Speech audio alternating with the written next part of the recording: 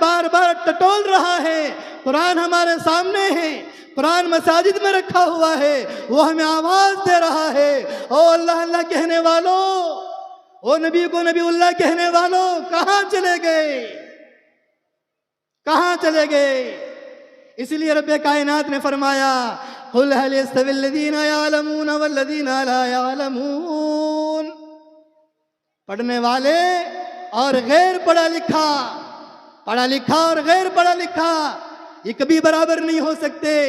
پڑھے لکھے کا مرتبہ بڑا اعلیٰ ہے اور غیر پڑھے لکھے کا مقام جہل کی طرح ہے، تاریکی کی طرح، اندھیرے کی طرح ہے کہ اس کے سامنے کچھ بھی کہہ دے کوئی مسئلہ نہیں، کوئی مسئلہ نہیں۔ محمود غزنوی کے بارے میں آتا ہے ان کو 3 باتوں کا بڑا شک تھا، 3 باتوں پر بڑا شک تھا۔ ایک تو یہ کہ میرا باپ کون ہے، سکوب الدین ہے یا کوئی اور ہے۔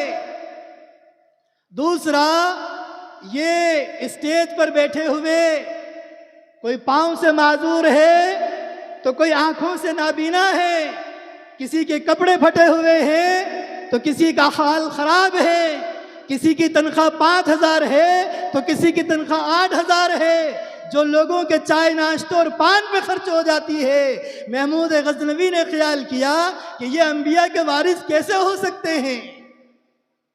اتنی کم تنخواہ والے، آڑے ترچھے چلنے والے اور ادھر ادھر کی باتیں کرنے والے، یہ نبی کے وارث کیسے ہوں گے؟ اور پھر تیسرا خیال اور شک یہ تھا کہ یہ جو اعلان کرتے ہیں اور بیان کرتے ہیں اور کہتے ہیں کہ قیامت قائم ہوگی، تو یہ صحیح بھی ہے یا غلط ہے؟ شک تھے 3 سوال۔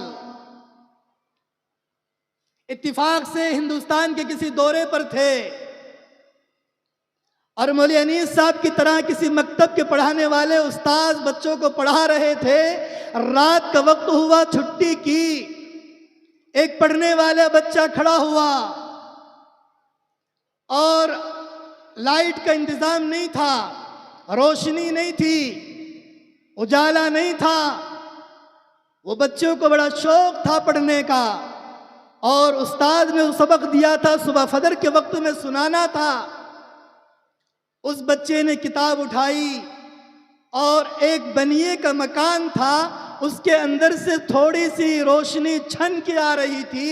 اس روشنی کے اندر وہ کتاب لے کر کھڑے ہو کر اس روشنی کے اندر وہ کتاب پڑھ رہا تھا۔ اسی راستے سے محمود غزنوی کا گزر ہوا، اس کا قافلہ، اور وہ معمولی سا ایک ہلکا پھلکا ایک بچہ جس کے ہونٹ سوکھ رہے تھے، کپڑے میلے کچیلے تھے، ٹوپی آڑی ترچھی لگی ہوئی تھی، کتاب کو صحیح انداز سے پکڑ رکھا تھا۔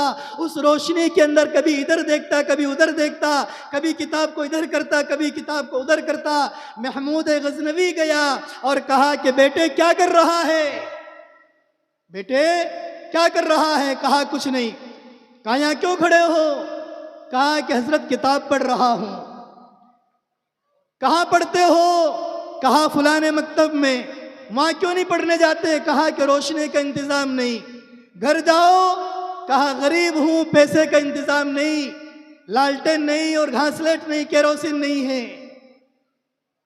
محمود غزنوی نے اپنے وزیر کو بلایا اور بلا کر کہا کہ اس بچے کے لیے بڑا سارا لالٹین لے کر کے آؤ اور کیروسین کا انتظام کرو، اور اس بچے کے حوالے کر دیا اور یوں کہا کہ بیٹے جب جب کیروسین ختم ہو اس وزیر سے ملاقات کر لینا، تمہیں یہ کیروسین دے دے گا۔ بچے کی زبان سے نکل گیا جزاک اللہ خیر۔ ابھی آپ حضرات نے ہمارے اتنے شعراء حضرات کو انعامات سے نوازا، ان کے دل کے اندر کی آواز نکل رہی تھی جزاک اللہ۔